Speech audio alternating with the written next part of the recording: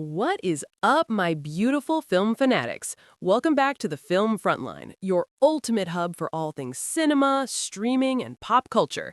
I am so hyped you're here today because we are diving into a show that literally just flipped the script on us. If you thought Apple TV's The Last Thing He Told Me was just another slow burn, atmospheric mystery to leave on in the background, girl, grab your iced coffee and buckle up. Season 2 is here, and it is giving us total, unhinged, high-stakes thriller energy. We're talking Jennifer Garner entering her absolute survivalist era. Let's get into it. So let's break down exactly what is happening in Season 2. First of all, we are completely ditching the whole "where is my husband" setup. We flash forward, and it's been 5 years. Owen, played by the always handsome Nikolai Coster-Waldau, has been living entirely off the grid, working deep undercover with the U.S. Marshals to take down the insanely powerful and terrifying Campano family. But here is the gag. The show doesn't romanticize his absence at all. He is basically a walking wrecking ball to the peaceful, stable life that Hannah and her stepdaughter Bailey have built in Los Angeles. And speaking of Hannah, oh my gosh, Jennifer Garner is the absolute beating heart of this season. In the very first episode, she gets attacked in her own home, but instead of playing the helpless victim, she completely fights back.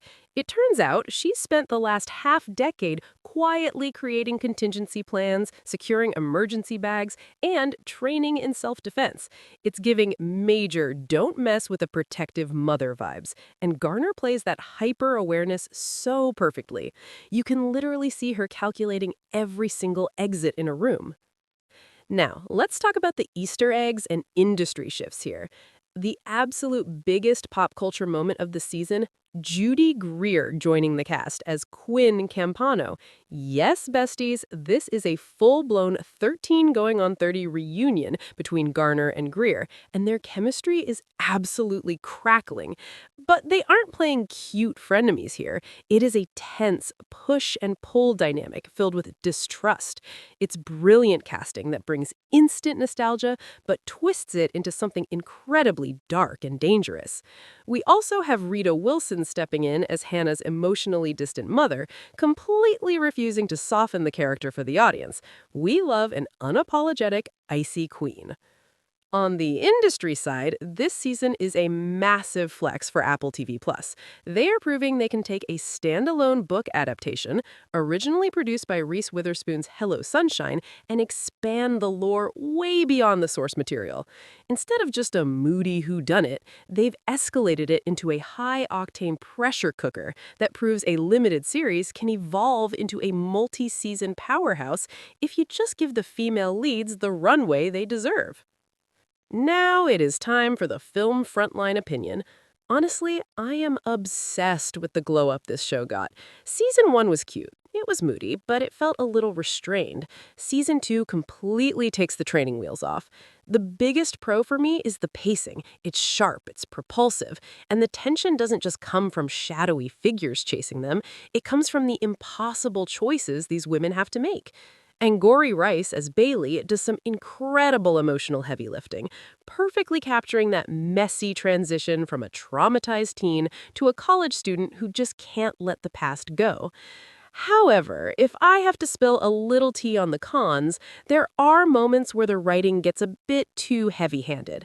As the world expands and the stakes get higher, the show occasionally falls into the trap of over-explaining the plot. It feels like they are doing a narrative housekeeping, and it kind of pauses the momentum right when we should be sprinting. But honestly, it's a super small price to pay for a follow-up season that takes massive risks and actually improves on the original formula. All right, my Frontline fam, that is the tea on The Last Thing He Told Me. Now I turn it over to you. What would you do if you found out your partner was living a double life for 5 whole years? Would you forgive them? Or would you pack your bags, change your name, and vanish? Let me know all your spicy takes down in the comments below. And if you loved this breakdown and want to stay ahead of the curve on all things Hollywood, do your girl a favor, smash that subscribe button, hit the bell icon, and join the Film Frontline community. Stay fabulous, stay safe, and I will catch you in the next one.